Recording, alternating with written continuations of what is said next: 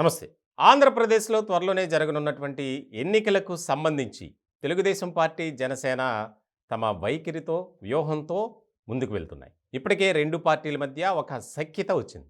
ఐక్యంగా కూర్చున్నారు, మాట్లాడుకున్నారు, ఒక కార్యాచరణ రూపొందించారు, ఒక ఉమ్మడి మేనిఫెస్టో దిశగా ప్రకటన చేశారు. అలాగే ఉమ్మడి ఉద్యమాన్ని కూడా నడిపించాలి. ఏదైతే ప్రజా వ్యతిరేక విధానాలతో ప్రభుత్వం ప్రజల్ని మోసం చేస్తుందో వాటన్నిటినీ మనం ప్రజలకు వివరించాలనే దిశగా కార్యక్రమాలు చేస్తున్నారు. ఇట్లాంటి క్రమంలో సీట్ల సర్దుబాటు అంశానికి సంబంధించి చాలా కీలకంగా మారింది.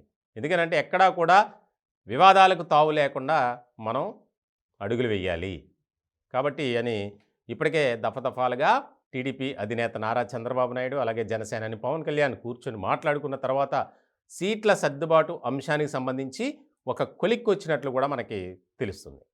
దీనిలో భాగంగా 175 నియోజకవర్గాల్లో 36 నియోజకవర్గాలను జనసేనకు కేటాయించే అవకాశం ఉన్నట్లు కూడా మనకు తెలుస్తుంది. ప్రధానంగా వారు కోరినటువంటి స్థానాలతో పాటు మరికొన్ని కూడా కేటాయించి జనసేనకు ప్రాధాన్యత ఇవ్వాలి అనే ఆలోచనలో టీడీపీ అధినేత నారా చంద్రబాబు నాయుడు ఉన్నట్లు పార్టీ వర్గాల ద్వారా మనకు తెలుస్తుంది.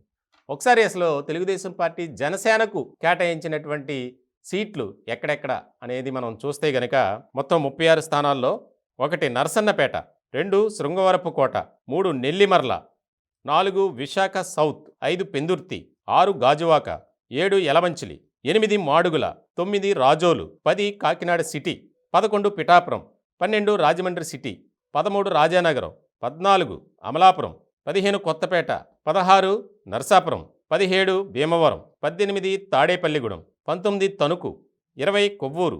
ఇట్లా తెలుగుదేశం పార్టీ జనసేనకు కేటాయించినటువంటి అసెంబ్లీ సెగ్మెంట్లను మనం చూస్తున్నాం. అలాగే 21 Ungutur, 22 Avanigadda, 23 Machilipatnam, 24 Pedana, 25 Vijayawada west, 26 Guntur west, 27 Tenali, 28 Chirala, 29 Darsi, 30 Tirupati, 31 Madanapalle, 32 Chittoor, 33 Rajampet, 34 Allagadda, 35 Anantapur town, 36 Dharmavaram. ఇట్లా ప్రస్తుతానికి 2 పార్టీల అంగీకారంతో ఒప్పందంతో చర్చల తదుపరి 36 సీట్లను జనసేనకు కేటాయిస్తున్నట్లు ఒక నిర్ణయం తీసుకున్నట్లు మనకి తెలుగుదేశం పార్టీ వర్గాల ద్వారా సమాచారం అందుతుంది. మొత్తానికి 2024 ఎన్నికల్లో తెలుగుదేశం పార్టీ, జనసేన రెండూ కలిపి పొత్తుతో వెళ్ళటం, ప్రధానంగా ఎక్కువ సీట్లు గెలుచుకుని అధికారమే లక్ష్యంగా ముందుకు వెళ్ళాలి.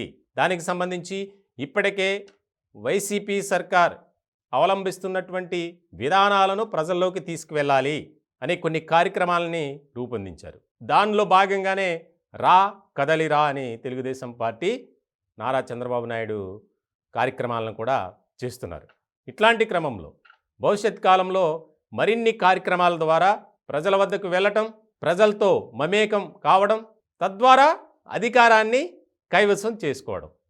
దీనిలో భాగంగా ఎక్కడా కూడా 2 పార్టీల మధ్య వర్గ విభేదాలు కానీ ఏదీ రాకూడదు అని 2 పార్టీలకు సంబంధించి ఒక కఠినమైనటువంటి ఒప్పందం, అలాగే ఒక ఫ్రెండ్లీ అట్మాస్ఫియర్లోనే నిర్ణయాలు తీసుకోవాలి అని ఒక నిర్ణయానికి వచ్చారు. దానికి అనుగుణంగానే 2 పార్టీలు కలిసి ముందుకు వెళ్తున్నాయి. దానిలో భాగంగానే ఈ 36 స్థానాలకు సంబంధించి జనసేనాని కోరినటువంటి స్థానాలతో పాటు మరికొన్ని డిస్కస్ చేసిన తర్వాత ఈ 36 స్థానాలని జనసేనకు కేటాయించినట్లు మనకు తెలుస్తుంది. ఒకవేళ ఇంకా భవిష్యత్ కాలంలో సీట్ల పెంపు విషయంలో ఏమన్నా వారి నుంచి ప్రతిపాదన వస్తే అది కూడా మేము ఆలోచిస్తామని టీడీపీ అధినేత నారా చంద్రబాబు నాయుడు చెప్పినట్లు, ప్రస్తుతానికి ఇప్పుడైతే 2 పార్టీలు కలిసి వెళ్తున్నాయి కాబట్టి ఒక రకమైనటువంటి స్ఫూర్తితో ముందుకు వెళ్ళాలి. ఎక్కడైతే జనసేన అభ్యర్థులు నిలబెడుతున్నామో అక్కడ బలంగా తెలుగుదేశం పార్టీ కూడా పనిచేయాలి. 2 పార్టీలు కలిసి ఐక్యంగా ముందుకు వెళ్ళాలి. ప్రజా వ్యతిరేక విధానాలను అవలంబిస్తున్నటువంటి ఏదైతే వైసీపీ సర్కార్ ఉందో వాటిని తిప్పికొట్టాలి అనే ఆలోచనతో 2 పార్టీలు అడుగులు వేస్తున్నాయి.